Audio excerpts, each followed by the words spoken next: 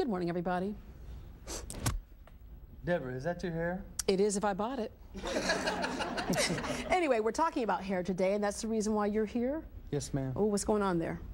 I'm bald-headed. Well, I'll tell you what, did you come here in hopes of getting something done about that? Yes, ma'am, I did. This is your lucky day. I want you to get up and go to the green room because by the end of the show, you're going to have a full head of hair. Okay. All right. That sounds great. Okay, well, today on Great Day Houston, it's all about hair, how to get it if you don't have none, how to fix it if it's falling apart, and how to change it. Up next. Down from the woodlands and up from Sugarland. Information you want to improve your day and make your life better. From the control room of Channel 11 in front of a live studio audience, it's Great Day Houston. And now, your host, Deborah Duncan. Good morning, everyone. Good morning and welcome to Great Day Houston.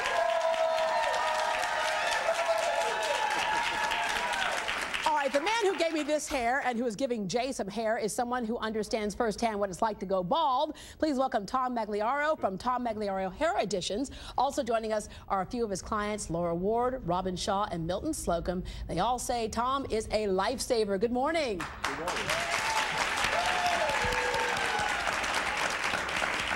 Tom, you started going bald early on, and that's really what made you decide to go into this as a business. Absolutely. I started losing my hair when I was 20, and it immobilized me, and I developed such an interest in hair, and it pursued it into a career. It's been a wonderful thing for me. Yeah. Your wife, Randy, is with us today, and where's Randy at? There she is. All right, so Randy, when you all first started dating, you were 18 years old, and what did you start noticing? Well, I couldn't imagine that someone that age was losing their hair. So when I first saw his hair, it was very plastered down, and I just assumed he had. You know, you have. Okay, hold on one second. I'm gonna ask you again, Randy. You have a mic on, but we're not hearing you. Okay, so start on over. So you first started dating. I was just 18, and I couldn't imagine that anyone around my age was losing their hair. So I just thought he had a really, really wide side part. A wide, really wide side part. 3 inches wide. Yeah, but it bothered him so much that before y'all got married, this was a big deal for him. Oh yeah. First he tried transplants, and he went to one of the pioneers, but it just didn't work for him. And then he got a hairpiece.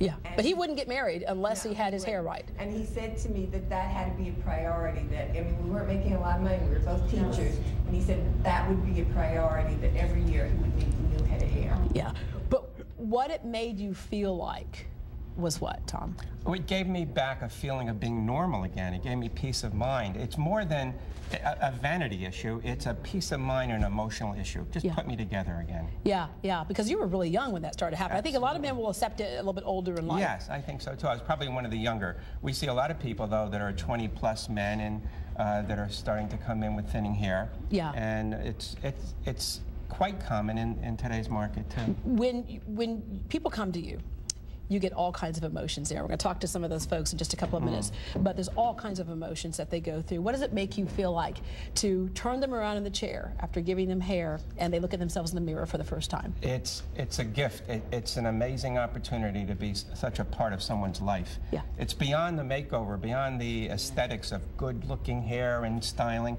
It's a journey. It's just a lifetime journey with people. I'm very fortunate. And it's interesting because on one hand we could say it's just hair, okay? It's not your life, it's just hair, but it does mean so much to us. And Laura Ward, you were going through cancer treatment, and so you're facing something really, really serious. But yet when you saw yourself bald in the mirror, even if you're having a good day, it reminded you that you had cancer. I don't remember having a good day when I was seeing myself bald in the mirror. Yeah. It was just, they were horrible days. And I didn't leave my house. I just worked from the house. And you're somebody who's out in the community all the time. Normally. Yeah. And I stayed home day after day, and I bought a wig. I went to a little shop and bought a wig, and I didn't know what to do with it. And I had hats and I had scarves, but it wasn't till Tom called my husband, actually, and made the offer to make me a real wig, a great wig. And I wore it. And I went out in the community, and I did what I did, and there it is. There right I am there. with Tom's wig. There is a program that you do every year. You are with Houston Children's Charities, yes, and you have this big gala every year, and everyone always knows Laura is there center stage because you pull that whole thing together. And you really seriously thought about not going. Oh, I wasn't going. I wasn't going because there's no way in the world I was going to go with one of my hats or my scarves or the wig I didn't know what to do with. And Tom made me that wig, and the first night I wore it was for that event. Yeah, I had no many idea. times afterwards. I had no idea because Well, we kept waiting. We knew that we knew that you had lost your hair. We kept waiting. Okay, when's that wig going to show up? And we had no idea. It looked just like your real hair. You like, weren't her hair grew supposed to, back. Deborah. Yeah, we weren't You supposed weren't to. supposed Her hair to. grew back. There was really a sweet story on the back end of this that happened. You were at the hospital, and there was a woman who, had no idea what she was going to do because she couldn't afford anything. She was traveling, what you said, from Beeville. Beeville. To get her cancer treatment. I was in the waiting room. She came out of her doctor's appointment, and she was just hysterical, and a couple of volunteers were trying to calm her down, and she said to him, she says, "But you don't understand. I don't know how I'm paying to get out of the parking garage." And I went up to her, and she explained to me that she had no scarves, no hats, no wigs, and she was about to lose her hair. And so, and Tom, I don't know if you know this, but I donated my wig to her that day, and my hats and my scarves. I had my niece who was working for me at the time went to my house and got them all and took them to the place she was staying.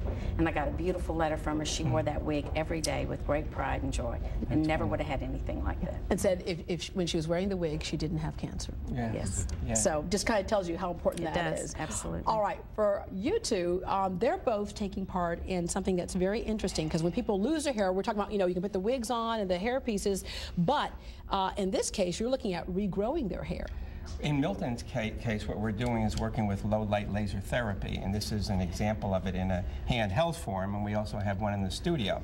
And Milton started the therapy 90 days ago, and we already have seen some results, although the protocol calls for close to a year. Right. We have some before and after pictures or some progress. Okay, so there's the before, and then let's take a look at the after, and you can see where the hair is starting to grow back in. Or this is still That's before, a crown. the back part of before.